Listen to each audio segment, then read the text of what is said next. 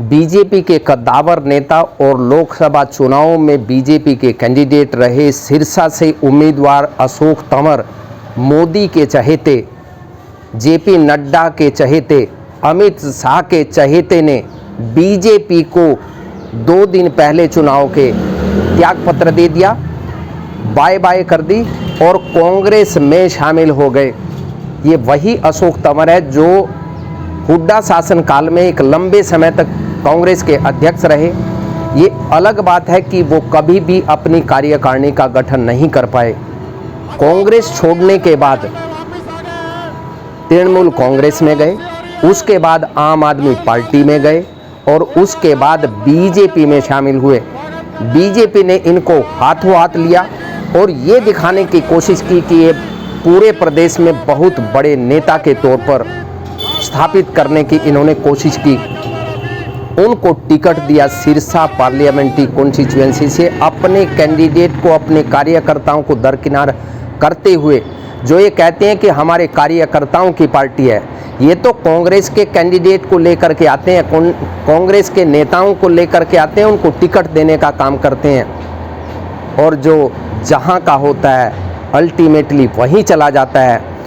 बीच चुनावों के, और बीच चुनावों के ही क्यों, चुनाव के ऐन 2 दिन पहले ऐन वक्त पर बीजेपी को तगड़ा झटका देते हुए कांग्रेस में शामिल हो गए। और कांग्रेस में शामिल भी कोई ऐसे नहीं हुए, राहुल की रैली में शामिल हुए और उनको कांग्रेस का पटका पहनाने का काम किया है भूपेंद्र सिंह हुड्डा ने। पूर्व सांसद अशोक तंवर जी आज अपने घर में वापस आ गए हैं।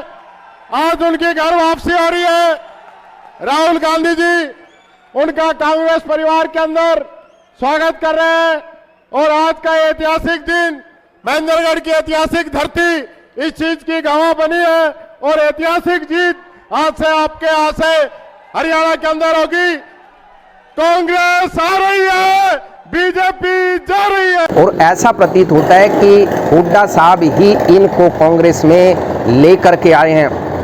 अब इससे साफ संकेत नजर आता है कि हरियाणा से बीजेपी का सोपड़ा साफ होने जा रहा है। अगर इनका सोपड़ा साफ होने का अंदेशा तंवर को ना लगता और बीजेपी के नेताओं को ना लगता तो वो कभी भी बीजेपी को नहीं छोड़ते।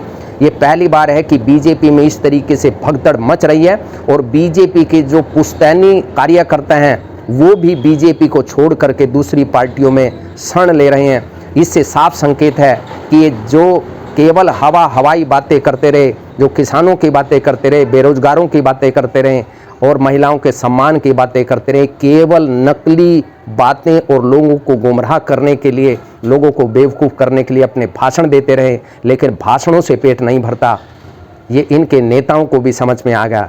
भगदड़ मची हुई है और आप ये देखिए कि अब तो उम्मीद थी कि ये कुछ सम्मानजनक सीट 15-20 के आसपास ले जाएंगे, लेकिन अब ऐसा प्रतीत होता है कि पहले जैसी स्थिति इनकी आने वाली है। 10 से कम सीटें बीजेपी की आएंगी और हो सकता है कि इनके मुख्यमंत्री के दावेदार, मुख्यमंत्री के कार्यवाहक मुख्यमंत्री, नायब सैनी अपनी सीट आज की डेट में हार रहे हैं। और जब मुख्यमंत्री इनका हार रहा है तो अन्य नेता कैसे जीतेंगे। पहले भी 2019 के चुनाव में भी इनके 12 मंत्री हार चुके थे। उस टाइम तो इनकी हवा इस तरीके से चली हुई थी कि अब की बार 75 बार, इस बार तो सांस चढ़े हुए हैं, इसलिए 10 का आंकड़ा भी बहुत मुश्किल से क्रॉस कर पाएंगे ऐसा प्रतीत होता है। हमारी प्रदेशवासियों से, सभी साथियों से, सभी सम्मानीय हरियाणा वासियों से अपील है कि आप अपने वोट का प्रयोग जरूर कीजिए, बदलाव के लिए जरूर वोट कीजिए और अहंकारियों को उनके अहंकार का आईना दिखाने का काम जरूर कीजिए। बहुत बहुत धन्यवाद। नमस्कार। जय हिंद, जय भारत, जय हरियाणा, जय हरियाणा वासी।